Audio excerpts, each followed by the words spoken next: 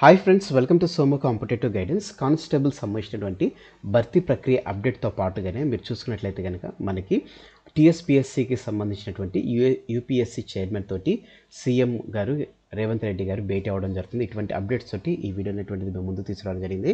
First of all మనం చూసినట్లయితే కనుక కానిస్టేబుల్ సంబంధించినటువంటి ఇన్ఫర్మేషన్లోకి మనం వెళ్దామండి. ఏదైతే 4 ప్రశ్నలు తప్పుగా వచ్చాయని చెప్పేసి ఎవరైతే క్యాండిడేట్స్ సింగిల్ బెంచ్ని ఆశ్రయించడం జరిగిందో దానికి సంబంధించినటువంటి నివేదిక అనేటువంటిది సమర్పించాలని చెప్పేసి దానికి కూడా ఒక ప్రత్యేకమైనటువంటి కమిటీ ఏర్పాటు చేయాలని చెప్పేసి హైకోర్టు అనేటువంటిది నివేదిక వేయడం జరిగిందనమాట అండి. ఈ కమిటీ కూడా ఓయూ ప్రొఫెసర్స్ తోటే ఈ కమిటీ అనేటువంటిది ఇవ్వాలని చెప్పి తెలపడం జరిగిందనమాట.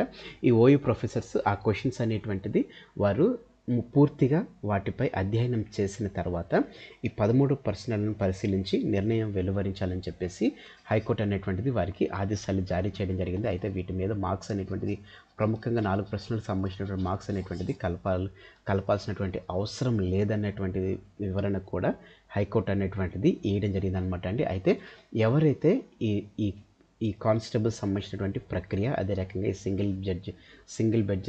జడ్జికి సంబంధించినటువంటి ఓయూ ప్రొఫెసర్స్ ప్రత్యేక కమిటీ ఏదైతే ఉందో వీటి ప్రశ్నలకు సంబంధించినటువంటి సరళిని చెక్ చేసి దానికి సంబంధించినటువంటి తీర్పు, అలానే ఈ కానిస్టేబుల్ సంబంధించినటువంటి భర్తీ ప్రక్రియ ఏదైతే ఉందో ఈ భర్తీ ప్రక్రియ అంతా 4 వారాల్లో, అనగా మనం చూసుకున్నట్లయితే 1 నెలలోపే ఈ పూర్తి ప్రక్రియ అనేటువంటిది పూర్తిగా సంపూర్తి చేయాలని చెప్పేసి హైకోర్టు అనేటువంటిది ఆదేశాలు వేయడం జరిగిందనమాట అండి. ఇందులో మనం చూసుకున్నట్లయితే కనుక మీకు క్లియర్గా తెలపడం జరుగుతుంది. కానిస్టేబుల్లో పేపర్ తప్పులపై 4 వారాల్లో తీర్చండి, ఓయూ ప్రొఫెసర్లతో ప్రత్యేక కమిటీ ఏర్పాటు చేయాలని చెప్పేసి హైకోర్టు ఆదేశం. అదే రకంగా పోస్టుల భర్తీపై గతంలో సింగిల్ జడ్జి ఇచ్చినటువంటి తీర్పును సవరించినటువంటి డివిజన్ బెంచ్ కమిటీలో జేఎన్టీయూ ప్రొఫెసర్లు ఉండొద్దని చెప్పేసి రిక్రూట్మెంట్ బోర్డుకు ఆదేశాలు. ఓన్లీ ఓయూ ప్రొఫెసర్స్ మాత్రమే బోర్డులో ఉండాలని చెప్పేసి తెలపడం జరిగిందనమాట అండి. సో ఈ రకంగా మనం చూసుకున్నట్లయితే మరొక 4 వారాల్లోనే, అంటే ఇంకో 1 మంత్లో కానిస్టేబుల్ సంబంధించినటువంటి ఏదైతే 15,640కి సంబంధించినటువంటి పోస్టులు ఏవైతే ఉన్నాయో ఆ పోస్టులకు సంబంధించినటువంటి వారు ఆ పోస్టులో భర్తీ అయ్యేటువంటి ప్రక్రియ అనేటువంటి చేయాలని చెప్పేసి హైకోర్టు ఆదేశించడం జరిగిందనమాట అండి టీఎస్ఎల్పిఆర్బికి. సో నెక్స్ట్ మనం చూసుకున్నట్లయితే కనుక నెక్స్ట్ అప్డేట్ వచ్చేసి యూపీఎస్సీ చైర్మన్తో సీఎం రేవంత్ భేటీ అనేటువంటి ఆర్టికల్ రావడం జరిగిందనమాట అండి ఈనాడులో. యూపీఎస్సీ తరహాలో టీఎస్పీఎస్సీని తీర్చిదిద్దే విషయంపై చర్చలు చేస్తున్నట్లుగా తెలపడం జరిగిందనమాట. ఈరోజు ఉదయం 11 గంటలకు యూపీఎస్సీ చైర్మన్ మనోజ్ సోనుతో ముఖ్యమంత్రి రేవంత్ రెడ్డి గారు తన అధికారులు భేటీ కాబోతున్నట్లుగా ఉత్తమ్ కుమార్ రెడ్డి గారు తెలపడం జరిగింది. యూపీఎస్సీ తరహాలో తెలంగాణ టీఎస్పీఎస్సీని పకడ్బందీగా తీర్చిదిద్ది గతంలో ప్రశ్నపత్రాల లీకేజీలు లేకుండా చేస్తామని చెప్పేసి రేవంత్ రెడ్డి ఆల్రెడీ గతంలో ప్రకటించడం జరిగింది. అందులో భాగంగానే యూపీఎస్సీ అవలంబిస్తున్నటువంటి విధానాలను తెలుసుకొని టీఎస్పీఎస్సీని ప్రక్షాళన చేస్తామని చెప్పేసి ఆయన పేర్కొనడం జరిగింది. సవరించినటువంటి ప్రతిపాదనల ప్రకారం కేంద్ర రాష్ట్ర ప్రభుత్వాలు సంయుక్తంగా చేపట్టే విషయాన్ని కూడా పరిగణలో తీసుకొని విజ్ఞప్తి చేయాలని చెప్పేసి తెలపడం జరిగింది అనమాట అండి. సో ఇది మనకి ఎగ్జామ్ గ్రూప్కి సంబంధించినటువంటి టీఎస్పీఎస్సీకి సంబంధించినటువంటి ఇన్ఫర్మేషన్ అనమాట అండి. సో యూపీఎస్సీ చైర్మన్ అయినటువంటి మనోజ్ సోనో తోటి ముఖ్యమంత్రి రేవంత్ రెడ్డి గారు అదే రకంగా తనతో పాటు వెళ్ళినటువంటి ఐఏఎస్ అధికారులు ఎవరైతే ఉన్నారో వారు ఈరోజు 11 గంటలకు భేటీ అవ్వడం జరుగుతుంది. భేటీ అయిన తర్వాత ఇంపార్టెంట్ అప్డేట్ అనేటువంటిది మనకి రావడం జరుగుతుంది అనమాట. నెక్స్ట్ చూసుకున్నట్లయితే కనుక టీఎస్పీఎస్సీలో ఉద్యోగుల కొరత అనేటువంటి ఆర్టికల్ కూడా మనకి ఈనాడులో రావడం జరిగింది. మొత్తం 341 మంది అవసరం ఏంటండగా అదనంగా 214 పోస్టులు మంజూరు చేయాలని చెప్పేసి 5 ఏళ్ల క్రితమే ఆదేశాలు ఇచ్చినప్పటికీ గత సర్కారు ఇచ్చినవి కేవలం 38 మాత్రమే, అంటే 341 మంది అవసరమై ఉన్నారు. అందులో అదనంగా 214 మంది పోస్టులు మంజూరు చేయాలని చెప్పేసి 5 ఏళ్ల క్రితమే గత ప్రభుత్వానికి టీఎస్పీఎస్సీ నివేదించినా కానీ 38 మందిని మాత్రమే తీసుకోవడం జరిగింది. పరీక్షల బాధ్యత చూసేది మాత్రం 30 మంది అని చెప్పేసి ఆర్టికల్ రావడం జరిగింది అనమాట అండి. 127 పోస్టులతోనే టీఎస్పీఎస్సీని ఏర్పాటు చేయడం జరిగింది. అసలు అవసరం ఉన్నటువంటి వారు 341 అయి ఉంటుండగా కేవలం 127 మందితోనే టీఎస్పీఎస్సీ బోర్డు అనేటువంటిది ఏర్పాటు చేసినట్లుగా తెలపడం జరిగింది అనమాట అండి. ఇందులో మనం చూసుకున్నట్లయితే కనుక దరఖాస్తు స్వీకరణ, పరీక్ష కేంద్రాల గుర్తింపు, అభ్యర్థుల కేంద్రాలపై కేటాయింపు, ప్రాథమికకి తుదికి వెల్లడి, మూల్యాంకనం, 1:2 నిష్పత్తిలో జాబితాల ప్రకటన, ధృవీకరణ పత్రాల పరిశీలనలు, న్యాయ వివాదాల పరిష్కారం, తుది ఎంపికలు, కాన్ఫిడెన్షియల్ సెక్షన్ తదితర పనులన్నీ కమిషన్లో ఉన్న కొద్దిమంది సిబ్బందితోనే చూడాల్సి వస్తుందని చెప్పేసి ఇతర రాష్ట్రాల పిఎస్సీలతో సమానంగా టీఎస్పీఎస్సీలో ఉద్యోగుల సంఖ్య పెంచాలంటూ కొన్నేళ్ల క్రితమే విజ్ఞప్తి అనేటువంటిది చేయడం జరిగింది. అయినా కానీ ప్రభుత్వం చర్యలు చేపట్టలేదు. పత్రాల లీకేజీ అనంతరం కమిషన్ బలోపేతం, అదనపు సిబ్బంది నియామకంపై ఎటువంటి పురోగతి లేకుండా పోయిందని చెప్పేసి భవిష్యత్తులో ఎలాంటి లీకేజీ ఆస్కారం లేకుండా ఆన్లైన్ పద్ధతిలో వేగంగా నియామకాలను చేపట్టేందుకు అదనపు సిబ్బందితో పాటు పటిష్టమైన ఐటీ కేంద్రం నిపుణుల నియామకాలు చేపట్టాల్సిన అవసరం ఉందని చెప్పి తెలపడం జరిగిందనమాట అండి.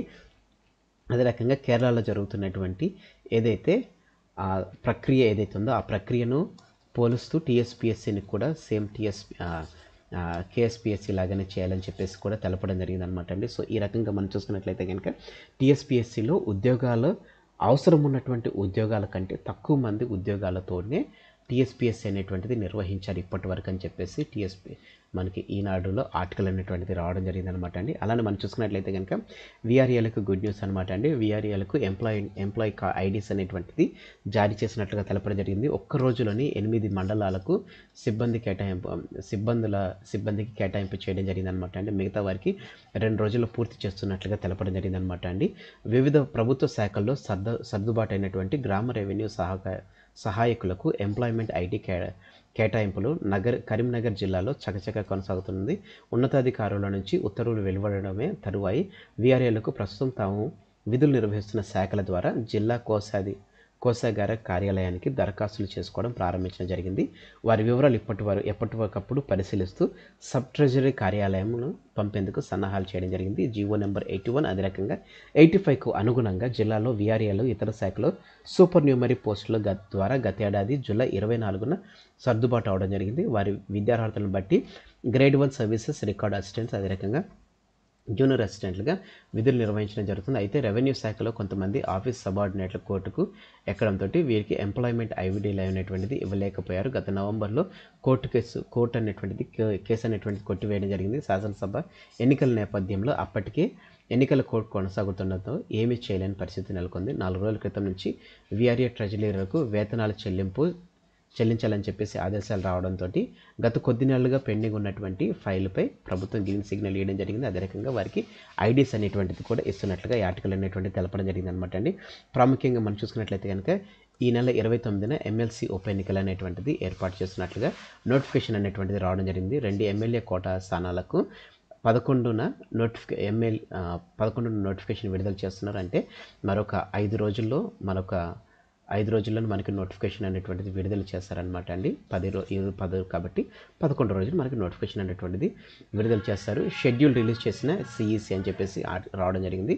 రాష్ట్ర శాసన మండలిలో 2 ఖాళీ స్థానాలు భర్తీ చేయడానికి కేంద్ర ఎన్నికల కమిషన్ షెడ్యూల్ అనేటువంటిది విడుదల చేయడం జరిగింది. ఈ నెల 29న వాటికి పోలింగ్ జరగనున్నట్టుగా తెలపడం జరిగింది. ఇందుకోసం 11వ తారీఖున నోటిఫికేషన్ రిలీజ్ చేస్తున్నారు. ఎమ్మెల్యేలుగా ఎన్నికైనటువంటి కడియం శ్రీహరి, పాడి కౌశిక్ రెడ్డి ఎమ్మెల్సీలకు చేసిన రాజీనామాను చైర్మన్ ఆమోదించడంతో ఆ స్థానాలు ఖాళీగా ఉండడం జరిగింది. గతంలో వీరిద్దరు ఎమ్మెల్యే కోటా కిందనే ఎమ్మెల్సీలుగా ఎన్నికైన విషయం మనకు తెలిసింది. ఈ నెల 29న పోలింగ్ అనేటువంటిది నిర్వహించడం జరుగుతుంది. జనవరి 11న నోటిఫికేషన్, నామినేషన్లు అనేటువంటిది జనవరి 11 నుండి తీసుకుంటారు. దాఖలు లాస్ట్ అనేటువంటిది జనవరి 18 వరకు, స్క్రూటినీ ప్రాసెసింగ్ అనేటువంటిది 19న జరుగుతుంది. ఉపసంహరణ గడువు 22nd వేయడం జరుగుతుంది. పోలింగ్ తేదీ 29th జనవరిలో ఇవ్వడం జరుగుతుంది. పోలింగ్ సమయం వచ్చేసి 9 గంటల నుంచి సాయంత్రం 4 గంటల వరకు ఉంటున్నట్లుగా తెలపడం జరిగింది. అదే రకంగా 250 యూనిట్లు ఉచిత యూనిట్ విద్యుత్ యథాతథం అని చెప్పేసి తెలపడం జరిగింది అనమాట అండి. సెలూన్, లాండ్రీల కనెక్షన్లకు ఎవరు కట్ చేయరు. రజకులు, న్యాయ బ్రాహ్మణులకు మంత్రి పొన్నం భరోసా అని చెప్పేసి తెలపడం జరిగింది అనమాట. ఏదైతే 200 యూనిట్ల వరకు ఫ్రీ ఏదైతే ఉందో దాన్ని పొడిగిస్తూ 250 యూనిట్ల వరకు ఎవరైతే సెలూన్లు, లాండ్రీ కనెక్షన్లు ఉన్నాయో వారికి, రజకులు, న్యాయ బ్రాహ్మణులకు వీటిని అందజేస్తామని చెప్పేసి పొన్నం ప్రభాకర్ గారు తెలపడం జరిగింది అనమాట అండి. మరొక ఇంపార్టెంట్ అప్డేట్ మనం చూసుకున్నట్లయితే కనుక ఇది కరెంట్ అఫైర్స్కి కూడా మనకు ఉపయోగపడడం జరుగుతుంది. కేవలం 107 ఓవర్లలోనే టెస్ట్ మ్యాచ్ అనేటువంటిది ముగియడం జరిగిందనమాట అండి.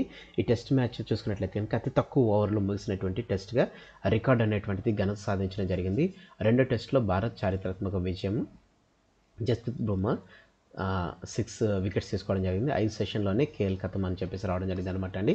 కేప్టౌన్లో గెలిచిన తొలి ఆసియా జట్టుగా మన ఇండియా అనేటువంటిది నిలవడం జరిగిందనమాట అండి. కేవలం చూసుకున్నట్లయితే కనుక టెస్ట్ చరిత్రలోనే అతి తక్కువ బంతులు అంటే కేవలం 642 బంతుల్లోనే ముగిసిన టెస్ట్ ఇది. 1932లో చూసుకున్నట్లయితే కనుక ఆస్ట్రేలియా దక్షిణాఫ్రికా మధ్య జరిగినటువంటి దాంట్లో 656 బంతుల్లో టెస్ట్ అనేటువంటిది ముగియగా కేవలం 642 అంటే 14 బాళ్ళు తక్కువతోటి ముగియడం జరిగిందనమాట.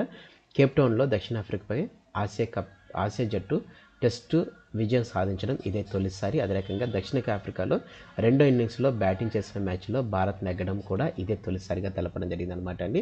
సో ఫ్రెండ్స్, ఇదండి మన కరెంట్ అఫైర్స్ సంబంధించినటువంటి అప్డేట్. అదే రకంగా రైతు బంధుకు సంబంధించినటువంటి నిధులు అనేటువంటిది రిలీజ్ చేస్తున్నట్టుగా తెలపడం జరిగింది. 2 ఎకరాలు ఉన్నటువంటి రైతులకు ఖాతాల్లో జమ అనేటువంటిది రావడం జరిగింది. 1-2 రోజుల్లో మిగిలిన వారికి కూడా రైతు బంధు రిలీజ్ చేస్తామని చెప్పేసి వ్యవసాయ ఆఫీసర్లు వెల్లడి చేయడం జరిగింది. 2 ఎకరాలు ఉన్నటువంటి రైతుల ఖాతాల్లోకి ఫస్ట్ జమ చేస్తున్నట్లుగా, తర్వాత 2 ఎకరాల కంటే ఎక్కువ ఉన్నటువంటి వారికి అమౌంట్ అనేటువంటిది రిలీజ్ చేస్తున్నట్లుగా న్యాయశాఖ ఆఫీసర్లు అనేటువంటిది వారు వెల్లడి చేయడం జరిగింది అనమాట అండి. సో ఫ్రెండ్స్, ఇదండి ఈరోజు ఉన్నటువంటి ఇంపార్టెంట్ అప్డేట్స్ ఉన్నటువంటి video. Thanks for watching the video. ఇందులో ఉన్నటువంటి కంటెంట్ అదే రకంగా నా ఎక్స్ప్రెషన్ అనేటువంటిది మీకు నచ్చినట్లయితే మీరు ఇంకా మన సోము కాంపిటేటివ్ గైడెన్స్ అనేటువంటి యూట్యూబ్ ఛానల్ మీరు ఇంకా సబ్స్క్రైబ్ చేసుకోకపోతే కింద సబ్స్క్రైబ్ అనే బటన్ ఉంటుంది. ఆ బటన్ మీరు క్లిక్ చేసిన వెంటనే మీకు పక్కన బెల్ ఐకాన్ పాప్ అవుతుంది. ఆ బెల్ ఐకాన్లో మీరు ఆల్ నోటిఫికేషన్ క్లిక్ చేసుకున్నట్లయితే ఎప్పటికప్పుడు లేటెస్ట్ అప్డేట్స్ అనేటువంటిది నోటిఫికేషన్ రూపంలో మీరు మీ డివైస్లో పొందుకోవడం జరుగుతుంది. ఫ్రెండ్స్, ఈ వీడియో కనుక మీకు నచ్చినట్లయితే తప్పకుండా లైక్ చేయండి. కింద కామెంట్ సెక్షన్లో కామెంట్ చేయడం మర్చిపోకండి. ఈ వీడియోని మీ friends and family members, relatives ఎవరైతే గవర్నమెంట్ ఎగ్జామ్స్ ప్రిపేర్ అవుతున్నారో ప్రతి ఒక్కరికి ఈ వీడియో షేర్ చేయడం మర్చిపోకండి. Thanks for watching the video. Have a nice day. All the best for your exams. Bye.